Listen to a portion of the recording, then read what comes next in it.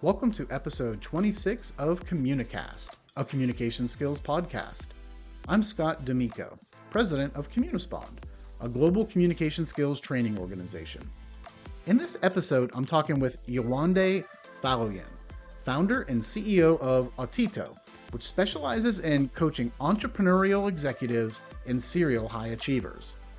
Check out the episode to hear our discussion around mindset, how to ask questions without it feeling like an interrogation, and the importance of connecting with your strengths, values, and passion.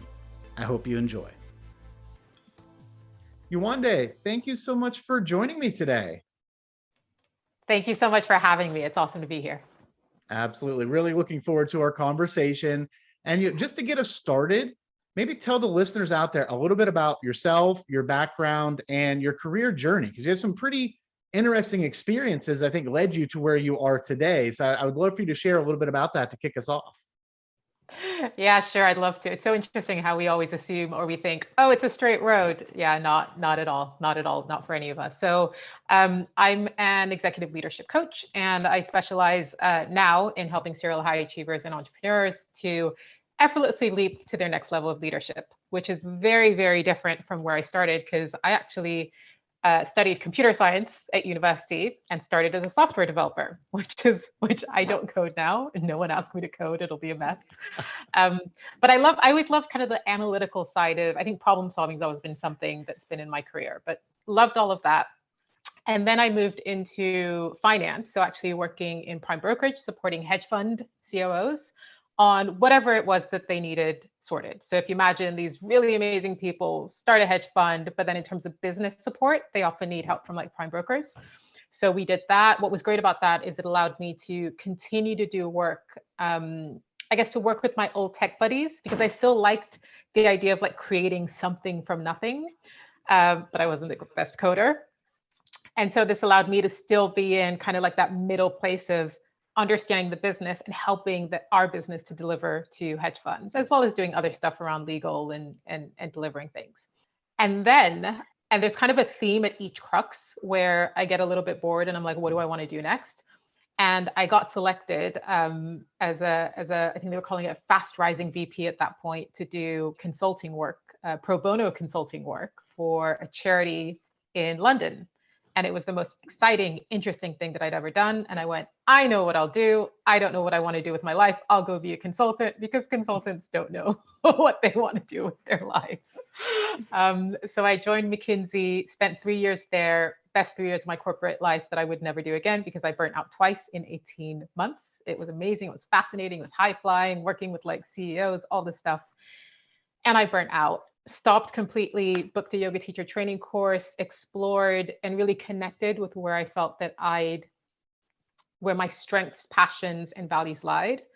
And then before I knew it, and I still to this day do not remember the day that I decided to start my own business, but before I knew it, that led me down the path of coaching. And I was like, executive coaching, specifically in the area of leadership and performance, is me. And that's what I do now. That is quite a journey, right? You often hear of this career ladder, this career lattice. I don't know what we would call this, going from software and coding and then over into finance and brokerage, and then some pro bono stuff with nonprofits and consulting, and now starting your own business in leadership and performance coaching. That is fantastic, quite a journey. And I'm sure you're able to pull on all of those skills that you've learned throughout your career and in different aspects to be able to bring those to the table for your clients today, because there's such a diverse background in your experience to be able to pull little things from each role and then help the folks that you're working with today. Yeah, 100%. I think that's a big learning, and no doubt for people listening as well. We don't leave anything behind, right? And so like harnessing all the things that you learn and bring them along with you, it's very beneficial. Spot on. So I would think of all of those different areas where you've worked that we just discussed, communication skills plays a big part in all of those. And I would think very much so in the work that you're doing today. So when you hear the term either communication skills or that someone is a great communicator or a strong communicator, what kind of picture pops into your mind? What does that look like to you? Yeah. It's interesting. I think that's such a great question because one, you've kind of tied the fact that regardless of what I was doing, communication was so critical.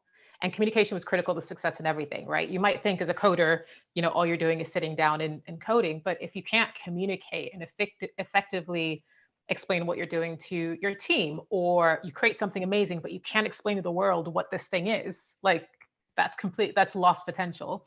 At the same time, my understanding of communication has naturally shifted. So when I think about communication, there's obviously like the more technical piece of it, which is like what we're doing right now. I say something, you say something, you say like, and it's like, how can we best understand each other as much as possible? But I think in a lot of the work in my personal development, what I've grown to see communication more as is one, an expression of oneself in the most effective way possible, but then also the other side and the listening from the other side, right? It's almost like communication is it's less about one versus the other. And we can kind of go into the technicalities of the way that I see it and break it down if that would be helpful. But it's almost like the meeting point in the conversation, as opposed to me, you, me, you. It's like this whole thing that we're creating is communication. And so when I think of like the best communicators, I find that it's folks who are able to not just authentically speak what's in their minds, but to almost pull that out of others, where it's like now we're all in this together, right? Again, it's not me or you, but it's a collective, collaborative, connection point. I completely agree. Communication, effective communication, really is that two-way street.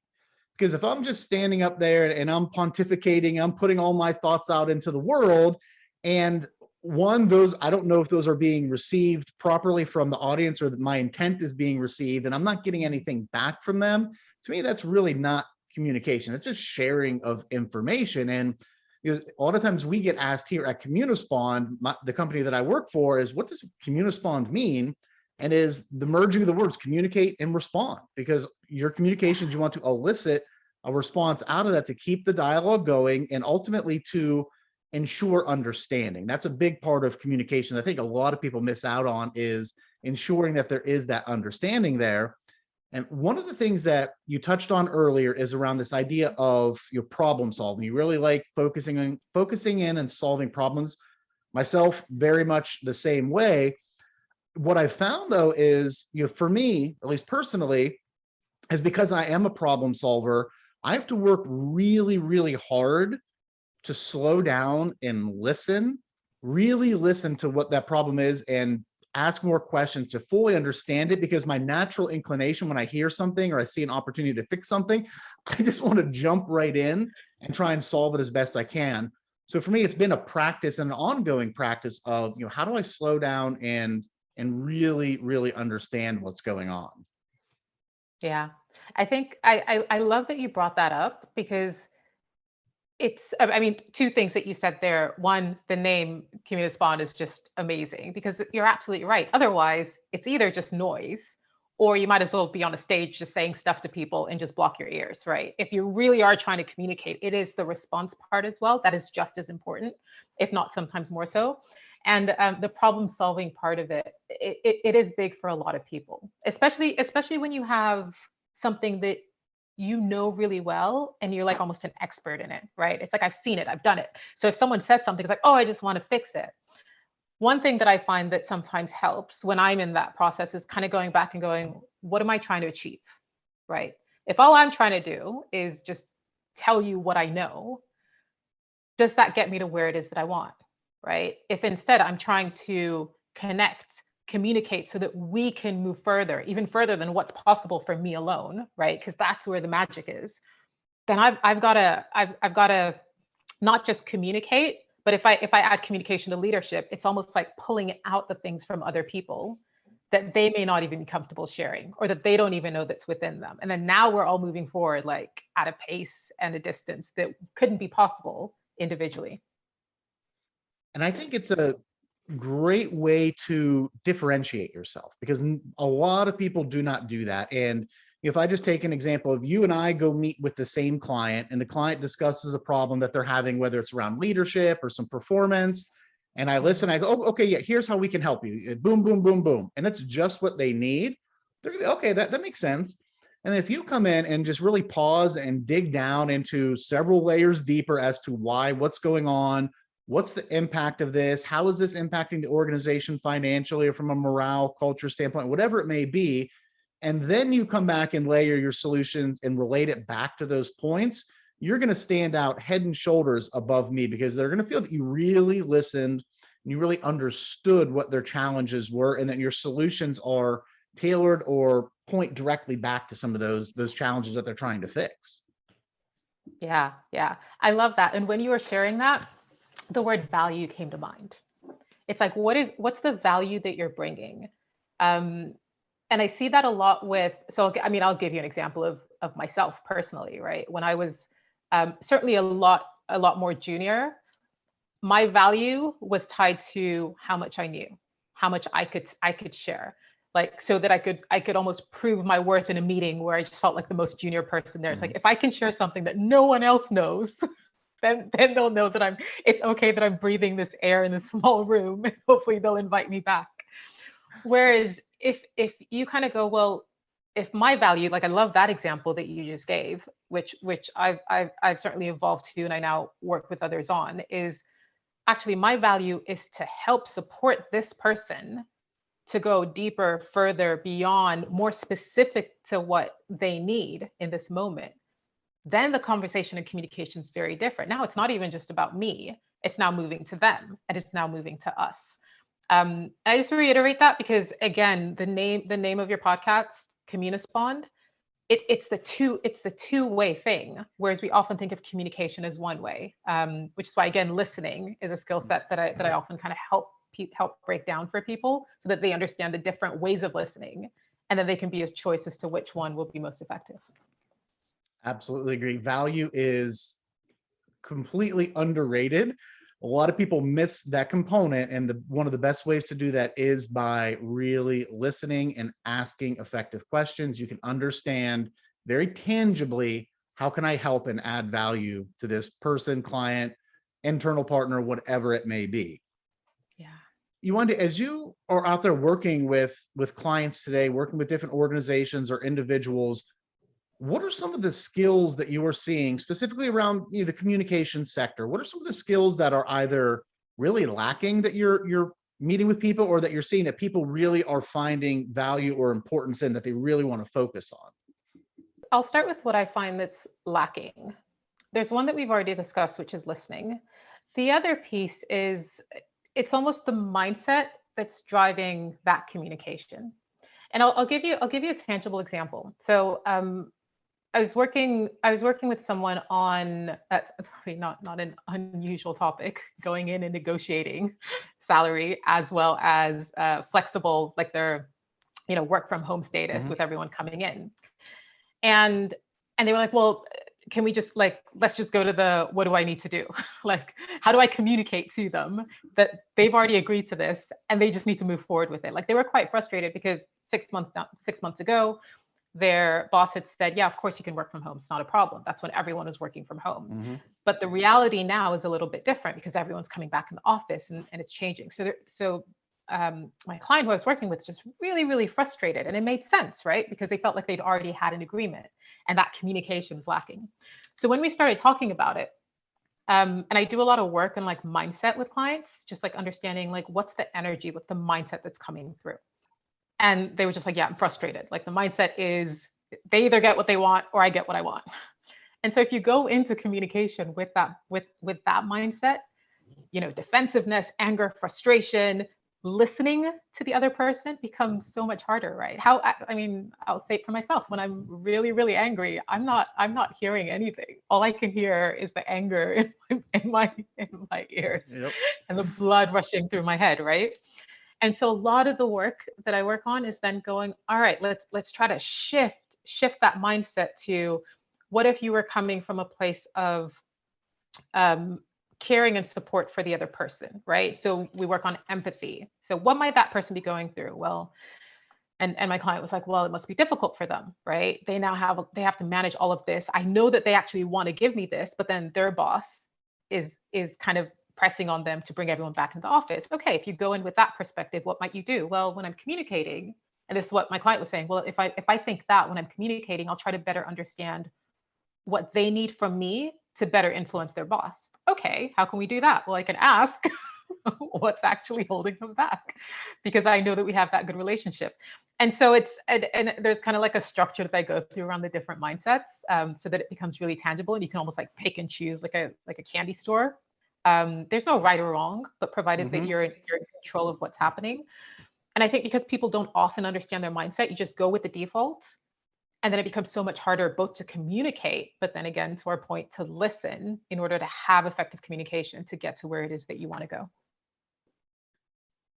I think that countless jobs and endless amounts of revenue probably could have been saved if people would really appreciate the importance of mindset when communicating, whether it is going in to negotiate a job or benefits, or simply firing off an email when you are upset or frustrated and you have a knee-jerk reaction.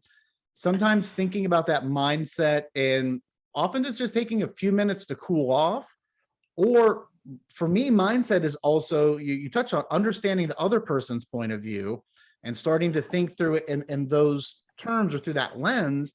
And as you're talking, it made me think of sometimes when I'm communicating with my kids, and I have a 13-year-old, and at that age, Oh, yes, he's a great kid, but sometimes just, that the listening isn't there. And I feel like I'm just saying the same thing to him over. I'm like, no, you can't do that. Why?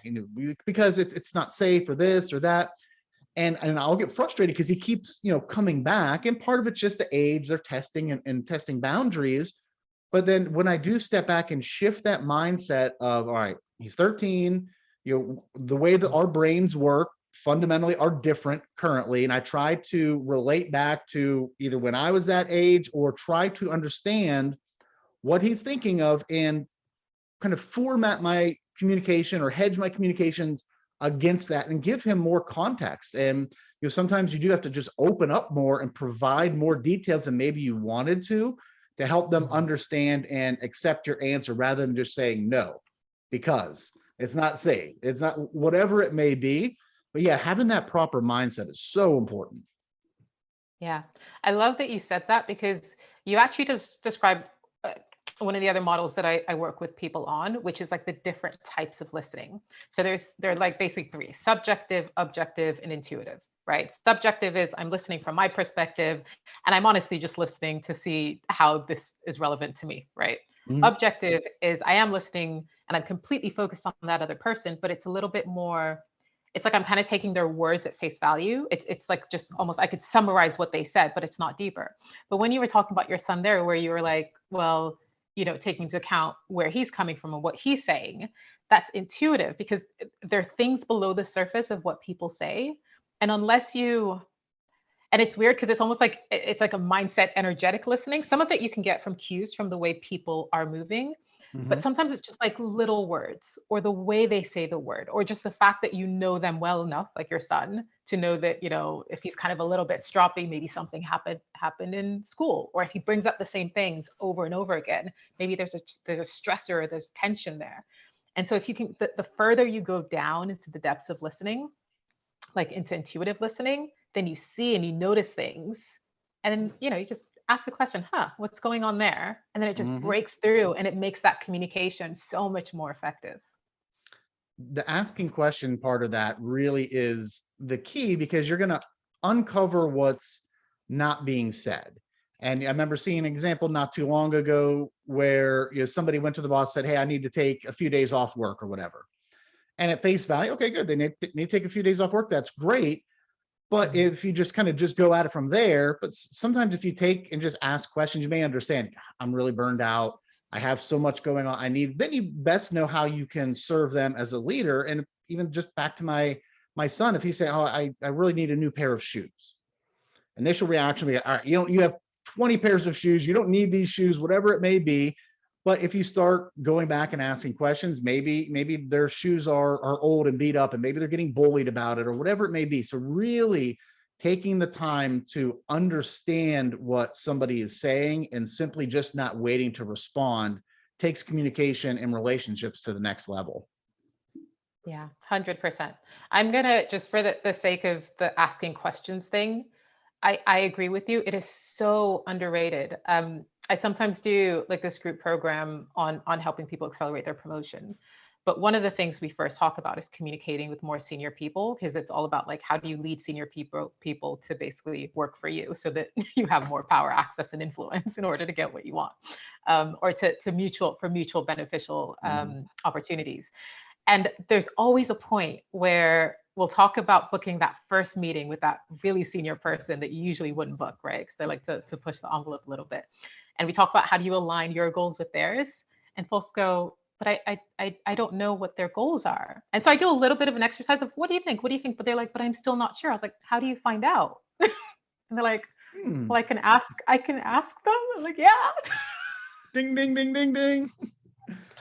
You can ask them, and you can ask them a little bit more, and you can ask them, like, asking is a skill set. It's an important part of communication. We're not born knowing everything, right?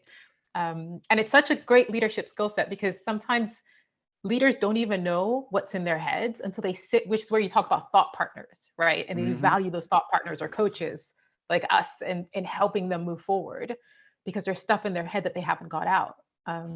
But yeah. Questions.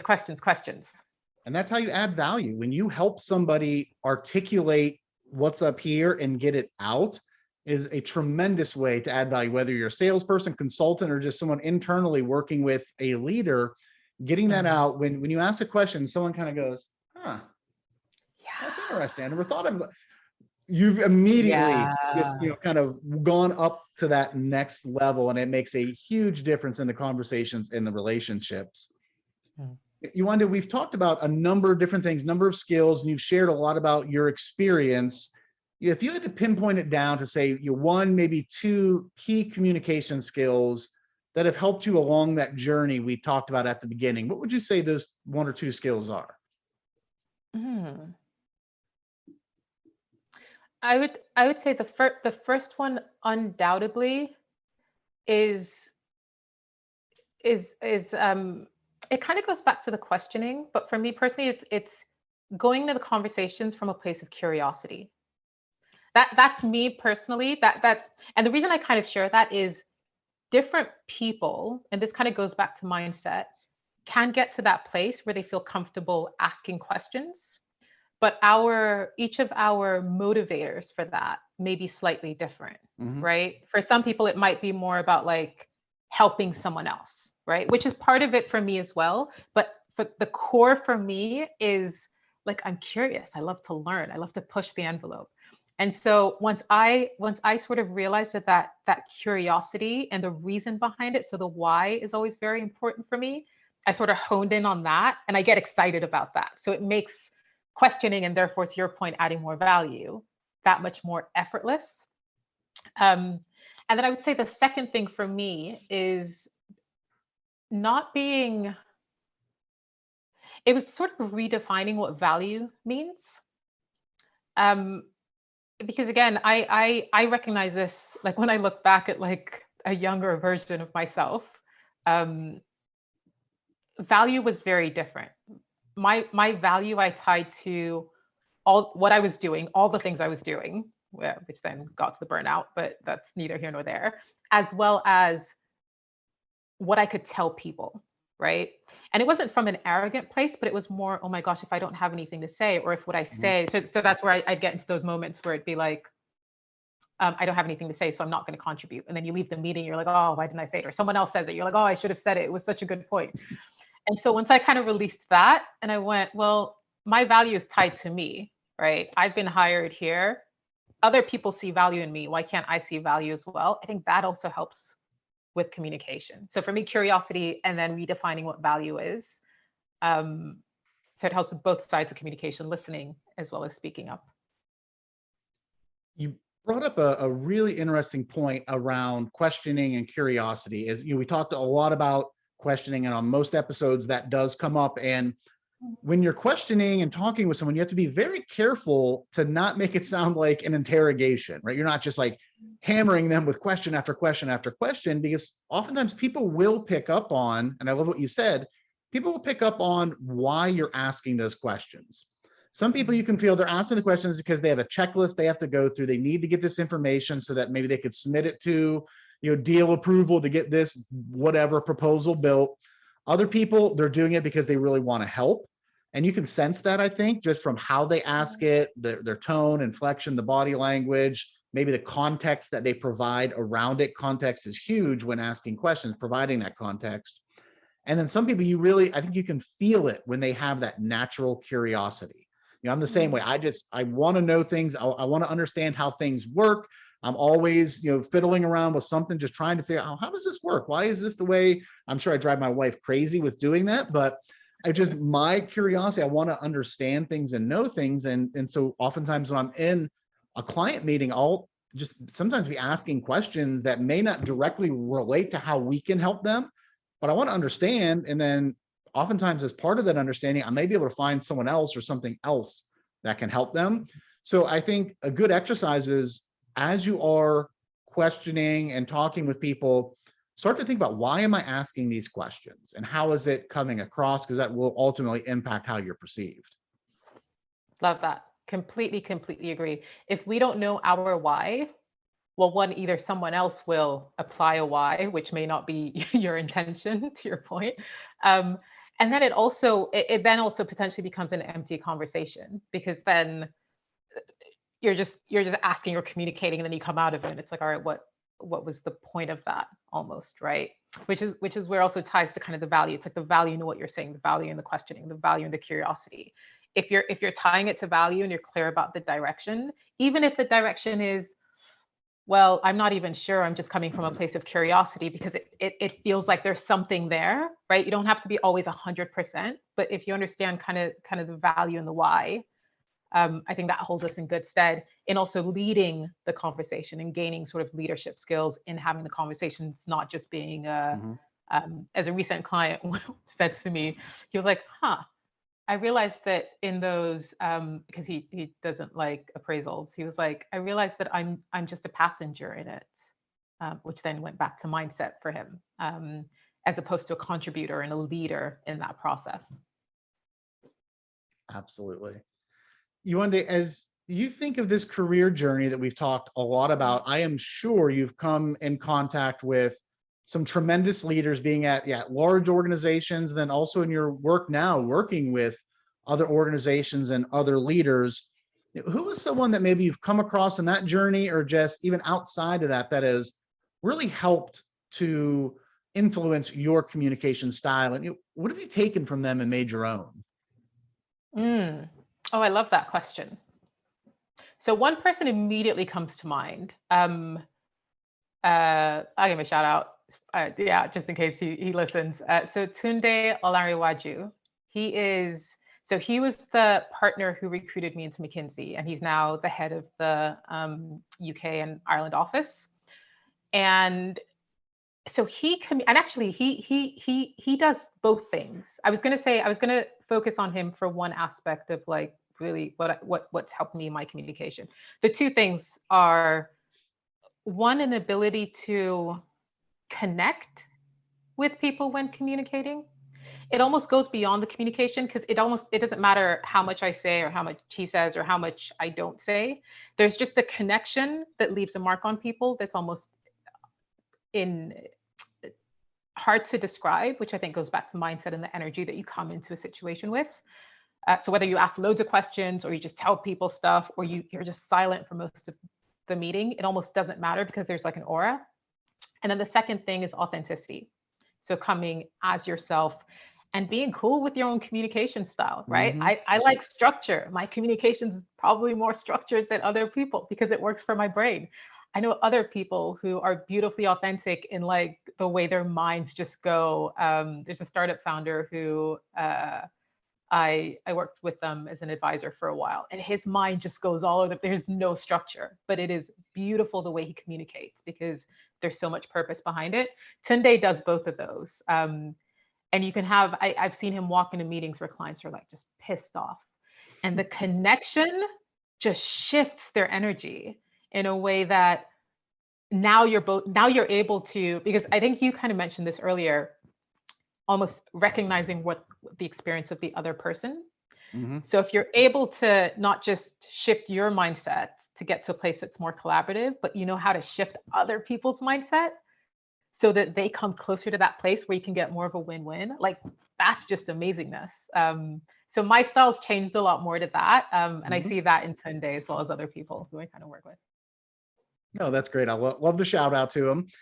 So I would say, you mentioned the two things, like making connections, connecting with people, and authenticity. I would say it's likely the authenticity that's leading to those abilities to quickly make connections and be memorable and to help shift people. Because, if you think of going into a client meeting when somebody's upset and then you bring somebody else in, somebody senior in, a lot of times you can tell that they're just there because they're a title. We had to bring in the big hitter, try and smooth things over, and they're going to maybe try and schmooze or something like that. Yeah. Very different from somebody coming in that is authentic in their communication, authentic in their approach. You can tell that they really do care about trying to help and solve the problem. And to me, I think that's what's going to lead to those, what I would say, positive, memorable connections. Because sometimes people can come in and be loud and rambunctious and you're going to remember them, but you may not be a positive note or a positive connection there. So I think absolutely authenticity will lead to those memorable connections. Love it. Love it. I think that's it all starts with us, right? You can't influence, shift, change anyone else or connect with anyone if we don't know who we are authentically and kind of live that. Yeah. Yeah. So as we're wrapping up here, what closing thoughts or maybe last piece of advice would you have for somebody, whether they are fresh out of college, maybe they're at one of those inflection points where they're ready to make a change in their career, whatever it may be, what piece of advice would you have for them around the importance of communication skills in their career journey? I think my core piece of advice, it's sort of two parts. One is remembering that irrespective of what your next role is, your next title, your whatever it is, communication's at the heart of it.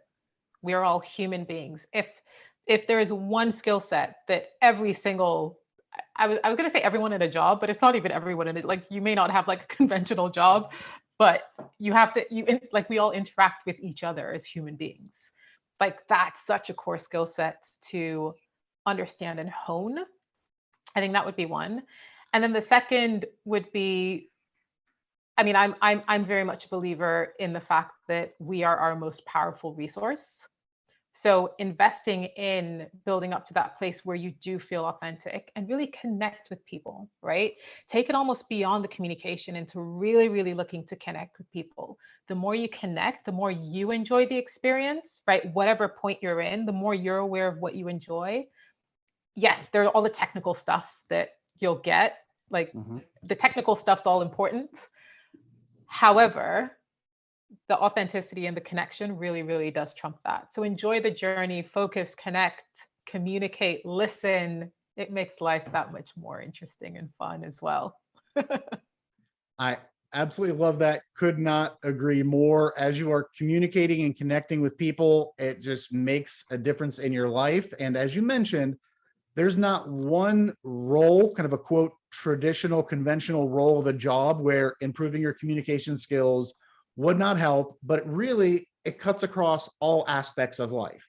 How you're communicating at home with your family, with your friends, with people that are perhaps providing services to you. Being able to effectively communicate is going to lead to positive outcomes on the other side. 100%. Yewande, thank you so much for joining me today. Really enjoyed the conversation. I hope you have a great rest of your day. Thank you so much. It's been fantastic. Love this. Take care, Scott. A special thanks again to my guest, Yewande Faloyin. Yewande's career journey is such a testament to the power of curiosity, not settling, and leveraging your transferable skills. When you know your why, it makes it easier to not only communicate, but to carve your own path towards a career you truly enjoy. As always, if you haven't done so, please be sure to subscribe to Communicast so that you can be notified of new episodes. Thanks, and have a great day.